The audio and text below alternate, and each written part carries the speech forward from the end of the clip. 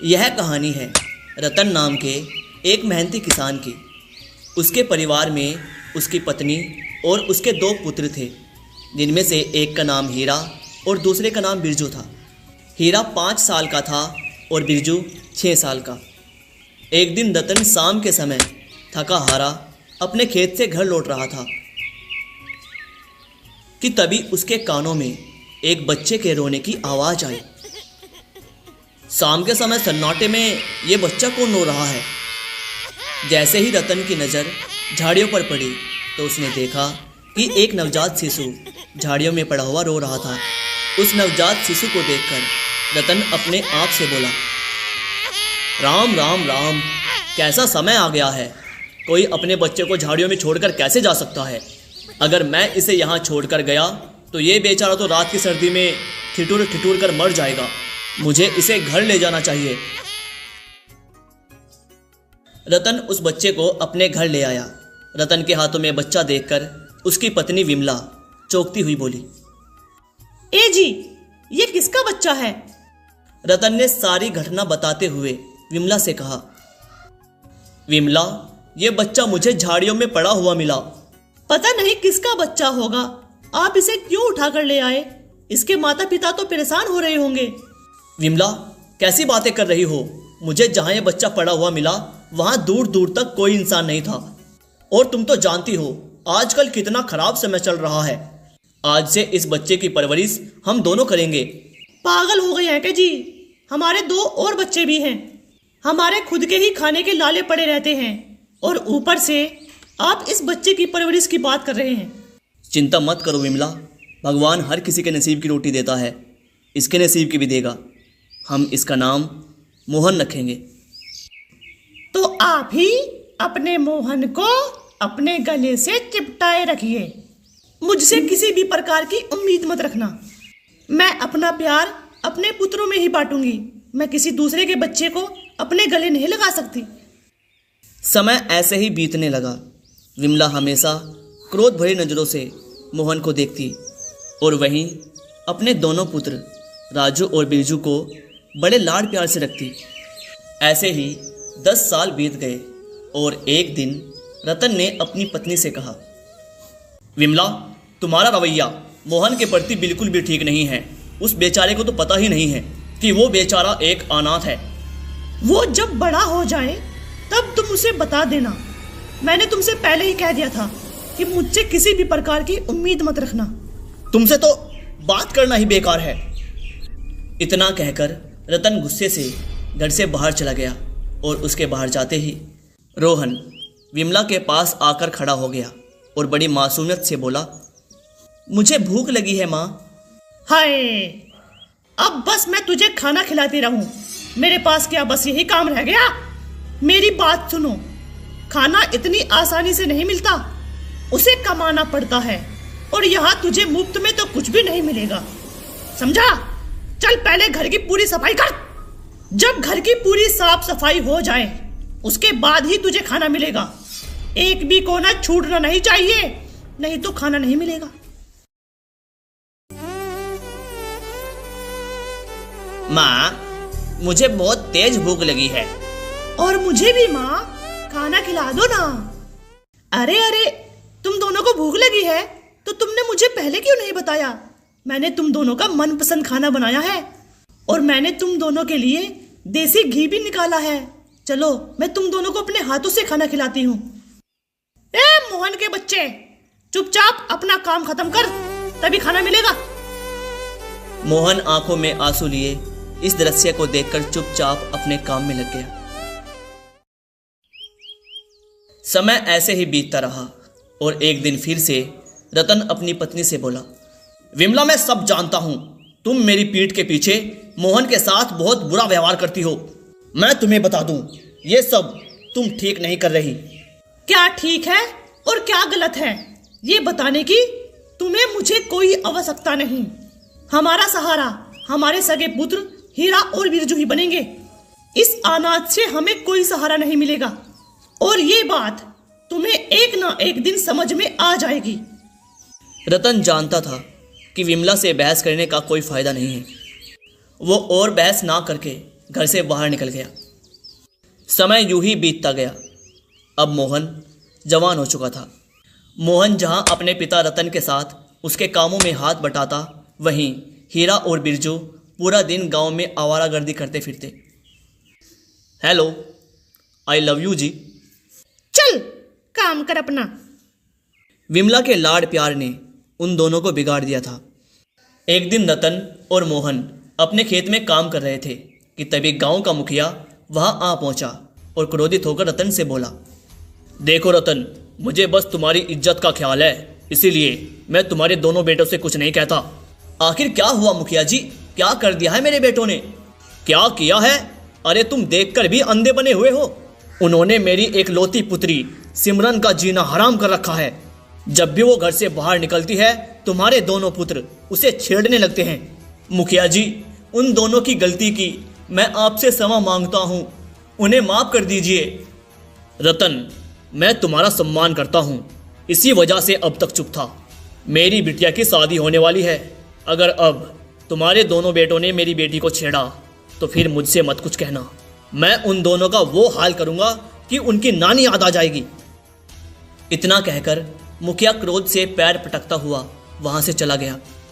शाम के समय रतन अपना काम खत्म करके मोहन के साथ जल्दी से अपने घर आ गया और गुस्से से अपनी पत्नी विमला से बोला, तुम्हारे लाड़ प्यार ने बिरजू और हीरा को बिगाड़ दिया है विमला। अब तो वो दोनों लड़कियों को भी छेड़ने लग गए हैं। आज मुखिया उन दोनों की शिकायत लेकर आया था। तुम्हें पता है, मेरा सर शर्म से नीचे झुक गया। तुम तो जब देखो मेरे बेटों के पीछे ही पड़े रहते हो और हमेशा इस निठल्ले मोहन की तारीफ करते रहते हो। अच्छा हुआ कि मुखिया तुम्हारे पास गया था शिकायत करने के लिए। मेरे पास आता तो उसकी टांगे तोड़ देती। बकवास बंद करो विमला। अपने बच्चों को डांटने की बजाय उनकी तारीफ करना बंद करो। अगर ऐसा ही हाल रहा तो वो दिन दूर नहीं जिस दिन तुम्हें खून के आंसू रोने पड़ेंगे। मुझे अपने बेटों पर पूरा भरोसा है। इतना कहकर विमला गुस्से से वहां से चली गई। तभी मोहन अपने पिता रतन से बोला, चिंता मत कीजिए पिताजी, मुझे यकीन है एक ना एक दिन मेरे दोनों भाई सुधर जाएंगे। ईश्वर करे ऐसा ही हो मोहन, नहीं तो वो दिन दूर नहीं जिस दिन ये दोनों बहुत बड़ी मुसीबत में फंस जाएंगे। अगले दिन रतन और मोहन खेत पर गए ही थे कि तभी वहां गांव का जमींदार आ पहुंचा और रतन की ओर देखकर बोला, रतन जी, अब तुम्हें अपने खेत में हल चलाने की कोई आवश्यकता नहीं है। मैं आपकी बात का मतलब नहीं समझा जमींदार साहब। तुम्हारे खेत पर मेरा कब्जा हो चुका है। ये सुनकर मोहन बुरी तरह से चौंकता हुआ बोला, ऐसा कैसे हो सकता है? मोहन सही कह रहा है, ऐसा कैसे हो सकता है? पहले पूरी बात सुन लो रतन। दरअसल हीरा कुछ दिन पहले मुझसे बहुत सारी रकम लेकर गया था उधार के रूप में, जिस पर मेरा ब्याज लगकर बहुत हो गई है। और जब मैंने कल हीरा से अपनी रकम ब्याज सहित मांगी तो उसने मुझे बड़ा अजीब जवाब दिया कि वो सारी रकम जुए में हार गया है। अब उनके पास फूटी कौड़ी भी नहीं है। गिरने की जरूरत नहीं है रतन, कर्ज तुम्हारे बेटों ने लिया है तो चुकाओगे भी तुम। या तो तुम मुझे मेरा धन दे दो या फिर तुम मुझे अपना खेत दे दो। आप तो जानते हैं जमींदार साहब, मैं खेत में कड़ी मेहनत करके मुश्किल से 2 रोटी कमा पाता हूँ।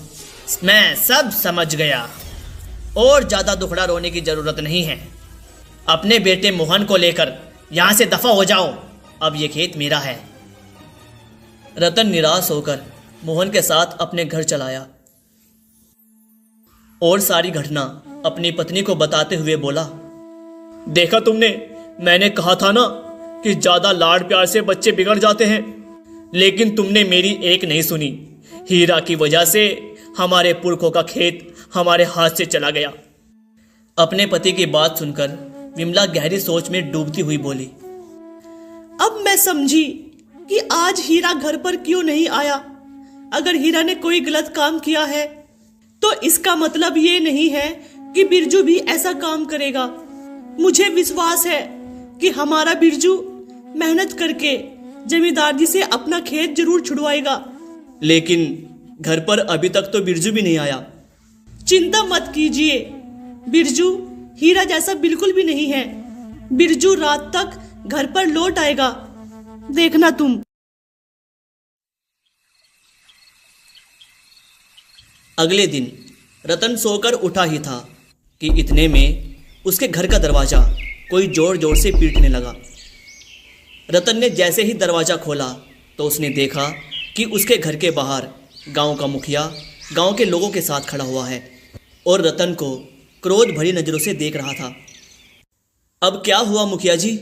क्या हुआ? अरे ये पूछो क्या नहीं हुआ। आज मेरी बेटी का विवाह है और कल रात तुम्हारे बेटे बिरजू ने मेरे घर पर चोरी कर ली। मुखिया जी क्या कहना चाहते हो आप? रतन, कल रात गांव वालों ने अपनी आंखों के सामने से तुम्हारे बेटे को मेरी बेटी के शादी के गहने चुराते हुए देखा है और उसे जंगल की ओर भागते हुए भी देखा है। मैंने अपनी जीवन की सारी जमा पूंजी इकट्ठा करके अपनी बेटी की शादी के लिए गहने बनवाए थे और तुम्हारा बेटा मेरी बरसों की मेहनत एक पल में चुरा के ले गया। वहाँ ये सब बहस हो ही रही थी कि तभी वहाँ विमला भी आ पहुंची और बोली, मुझे अपने बेटे पर विश्वास है, वो ऐसा नहीं कर सकता। विमला ने इतना कहा ही था कि तभी गांव का एक व्यक्ति विमला से बोला, हमने अपनी आंखों से देखा है बिरजू को चोरी करते हुए। अगर बिरजू निर्दोष है तो बुलाओ उसे। उस व्यक्ति की बात सुनकर विमला ने अपनी आंखें नीचे कर ली, क्योंकि सच यही था कि बिरजू रात भर घर नहीं आया था। तभी वह व्यक्ति दोबारा विमला की ओर देखकर बोला, अपनी आंखें नीचे क्यों कर ली? बिरजू रात भर घर नहीं आया ना, और आएगा भी क्यों? मैंने स्वयं अपनी आंखों से उसे जंगल की ओर भागते हुए देखा था। तुम्हारा पहला बेटा हीरा जमींदार जी से कर्जा लेकर सारा पैसा जुए में हार गया और तुम्हारा दूसरा बेटा बिरजू मुखिया की बेटी के गहने चुरा कर भाग गया। इतनी घटिया परवरिश की थी तुमने अपने दोनों बेटों की। देखो, आज मेरी बेटी का विवाह है और मेरी बेटी के गहने तुम्हारे बेटे ने चोरी किए हैं, जो कि भाग गया है। मैं जमींदार जी के पास से होकर आया हूँ। जमींदार जी ने मुझसे कहा कि अगर मैं अपना घर उसके पास गिरवी रख दूं तो वो मुझे उतने ही गहने दे देगा। लेकिन मैं अपना घर गिरवी क्यों रखूं? घर तो गिरवी उनका रखना चाहिए जिनके पुत्र ने चोरी की है। आप कहना क्या चाहते हैं मुखिया जी? वही जो तुम नहीं सुनना चाहते। अपने परिवार को लेकर इसी समय इस घर से बाहर निकल जाओ, नहीं तो मैं तुम सबको धक्के मार मार कर घर से बाहर निकाल दूंगा। मैं तुम्हारा घर जमींदार जी के पास गिरवी रखूंगा और उससे गहने लेकर अपनी बिटिया की शादी करूंगा। रतन और विमला मुखिया जी के सामने बहुत गिड़गिड़ाए, लेकिन मुखिया ने उनकी एक न सुनी। मुखिया और गांव वालों ने रतन, विमला और मोहन को धक्के मार मार कर उनके घर से बाहर निकाल दिया। रतन और विमला को रोता देख मोहन उनसे बोला, आप चिंता क्यों करते हैं? आपका तीसरा बेटा भी है और वो हूं मैं। मोहन रतन और विमला को जंगल की ओर ले गया और जंगल में एक झोपड़ी बनाकर रहने लगा। अपने माता पिता का ध्यान रखने के लिए मोहन जंगल में लकड़ियाँ काटकर राज्य में बेचने लगा। लकड़ियाँ बेचकर उसे जितना भी धन मिलता उससे उसके परिवार का गुजारा आराम से हो जाता था। विमला हमेशा अपने बेटों की काली करतूतें याद कर करके रोती रहती। एक दिन मोहन विमला से बोला, चिंता मत कीजिए माँ, मुझे यकीन है एक दिन सब ठीक हो जाएगा। मुझे माफ कर दो मोहन, मैंने तुम्हारे साथ कितना बुरा किया। मैं हमेशा सोचती थी कि मेरे सगे पुत्र ही मेरा सहारा बनेंगे, लेकिन हमारा सहारा तुम बने। अगर तुम नहीं होते तो हम दोनों तो भूखे मर जाते। ऐसा मत कहिए माँ, आपने भले ही मुझे पराया समझा हो, लेकिन मैंने हमेशा आपको अपनी सगी माँ से भी बढ़कर समझा है। मैंने आपकी डांट को एक माँ की डांट समझकर भुला दिया है। आप भी उन पलों को याद करके अपने मन पर बोझ मत डालिए। इतना कहकर मोहन अपनी कुल्हाड़ी उठाकर जंगल की तरफ लकड़ी काटने के लिए चला गया। मोहन के जाने के बाद रतन विमला से बोला, देखा विमला, तुम हमेशा मोहन को भला बुरा कहती थी। तुमने कभी भी मोहन को एक माँ के जैसा प्यार नहीं दिया, लेकिन तुमने देखा अंत में मोहन ही हमारे काम आया। इधर मोहन लकड़ियाँ काट ही रहा था कि तभी उसकी नज़र झाड़ियों में पड़े एक व्यक्ति पर पड़ी। उस व्यक्ति के शरीर से खून बह रहा था। मोहन तुरंत उसके पास पहुंचा। मोहन ने देखा कि उस व्यक्ति के पास एक बड़ी सी पोटली पड़ी हुई थी जिसके अंदर स्वर्ण मुद्राएं भरी पड़ी थी। लेकिन मोहन के मन में इतनी सारी स्वर्ण मुद्राएं देखकर भी लालच नहीं जगा। वह तुरंत जंगल में गया और वहां से जड़ी बूटियों के पत्ते तोड़कर उस व्यक्ति के जख्म पर रगड़ने लगा और कुछ ही देर में वह व्यक्ति होश में आ गया। मोहन उस व्यक्ति की ओर देखकर बोला, मेरा नाम मोहन है। आप बेहोश थे और आपके शरीर से खून बह रहा था, लेकिन मैंने आपके जख्मों पर जड़ी बूटी लगा दी है। अब आपको चिंता करने की कोई आवश्यकता नहीं। मेरे पास स्वर्ण मुद्राओं से भरी हुई पोटली है, तुम चाहो तो इसे ले जा सकते हो। स्वर्ण मुद्राएं इंसान की जान से ज्यादा कीमती नहीं होती। क्या तुम जानते हो, मैं इस राज्य का राजा विक्रम हूं। मैं यहां से गुजर रहा था कि तभी कुछ डाकुओं ने मुझ पर हमला कर दिया, मगर वो मेरी तलवार के आगे टिक नहीं पाए और भाग गए। मगर उनके हमले के दौरान मैं घायल हो गया और खून बहने की वजह से मैं बेहोश हो गया। राजा ने स्वर्ण मुद्राओं की थैली मोहन को पकड़ाते हुए कहा, देखो, इनकार मत करना। ये मेरी तरफ से तुम्हारे लिए एक छोटी सी भेंट है। अगर तुम्हें फ्यूचर में कभी भी किसी भी चीज़ की आवश्यकता हो तो बेधड़क तुम मेरे महल में आ जाना। इतना बोलकर राजा विक्रम वहां से चला गया। मोहन खुशी खुशी स्वर्ण मुद्राओं की थैली लेकर अपनी झोपड़ी में आ गया और सारी घटना अपने माता पिता रतन और विमला को बताते हुए बोला, पिताजी, ईश्वर ने हमारी मदद की है। अब हम हमारा खेत और हमारा घर आसानी से छुड़ा सकते हैं। और अगले ही दिन मोहन ने जमींदार का कर्जा चुकाकर अपना खेत छुड़ा लिया। फिर वह मुखिया के पास गया और उसे उसके गहनों के बदले ढेर सारी स्वर्ण मुद्राएं देकर अपना घर भी वापस ले लिया। उसने खेती करने के लिए बहुत सारी और जमीन भी खरीद ली और फिर अपने पिता के साथ खेती करने लगा। फिर एक दिन जब हीरा और रतन अपने खेत पर बैठे हुए आराम कर रहे थे, गांव का ही एक व्यक्ति उनके पास आया और उनसे बोला, रतन भाई, आपके दोनों बेटे हीरा और बिरजू राजमहल में स्वर्ण मुद्राएं चोरी करते हुए पकड़े गए हैं और दंड के रूप में राजा ने उन्हें अगले ही दिन फांसी की सजा सुना दी है। रतन तुरंत मोहन के साथ अपने घर पर आ गया और सारी घटना विमला को बताते हुए बोला, कल हमारे दोनों पुत्रों को फांसी दे दी जाएगी। ये सुनकर विमला फूट फूट कर रोने लगी। तभी मोहन विमला से बोला, आप चिंता मत कीजिए माँ, मैं अपने भाइयों को घर वापस लेकर आऊंगा। इतना बोलकर मोहन अपने घर से बाहर निकल गया और कुछ ही घंटों में वह राजा विक्रम के महल में राजा के सामने खड़ा था। राजा विक्रम मोहन को वहां देखकर बहुत खुश हुआ और फिर उससे बोला, मोहन मेरे दोस्त, तुम विश्वास नहीं करोगे, मैं कुछ देर पहले तुम्हारे बारे में सोच रहा था। महाराज, मैं आपके पास एक फरियाद लेकर आया हूं। कैसी फरियाद मोहन? आपने हीरा और बिरजू नाम के दो व्यक्तियों को कल फांसी की सजा सुनाई है। आप उन्हें छोड़ दीजिए, वो दोनों मेरे भाई हैं। मैं आपसे वादा करता हूं कि आगे से वो ऐसी गलती कभी नहीं करेंगे। मोहन, इसकी जगह तुम और कुछ मांग सकते हो, लेकिन मैं उन दोनों को नहीं छोड़ूंगा। उनकी इतनी हिम्मत कि वो राजमहल में चोरी करने के लिए घुस आए। महाराज, उन दोनों के पिता एक किसान हैं और उन दोनों के माता पिता ने ही मुझे पाल पोस कर बड़ा किया है। मैं तो इतना आभागा था कि कोई मुझे झाड़ियों में फेंक कर चला गया था। मैं उन दोनों के पिता को अपने पिता से भी बढ़कर मानता हूँ और मैं उन्हें ये विश्वास दिलाकर आया हूँ कि मैं उन दोनों के बेटों को छुड़ा कर ले आऊँगा। मैं ही उस किसान की एक आखिरी उम्मीद हूँ। अगर आपने उन्हें फांसी दे दी तो उनकी एक आखिरी उम्मीद भी टूट जाएगी और वो जीते जी मर जाएंगे। मोहन की बात सुनकर राजा विक्रम को मोहन पर तरस आ गया। ठीक है मोहन, केवल तुम्हारा चेहरा देखकर मैं उन दोनों को छोड़ रहा हूँ। राजा विक्रम ने हीरा और बिरजू को छोड़ दिया। हीरा और बिरजू मोहन के साथ मुंह लटकाकर घर आ गए और अपने माता पिता के पास पहुंचकर अपना सर झुकाकर माफ़ी मांगने लगे। इन्हें माफ़ कर दीजिए पिताजी, मुझे विश्वास है कि मेरे दोनों भाई आगे से ऐसा कोई काम नहीं करेंगे। मोहन ने सच ही कहा था। उस दिन के बाद हीरा और बिरजू पूरी तरह से सुधर गए और रतन का परिवार खुशहाली का जीवन व्यतीत करने लगा।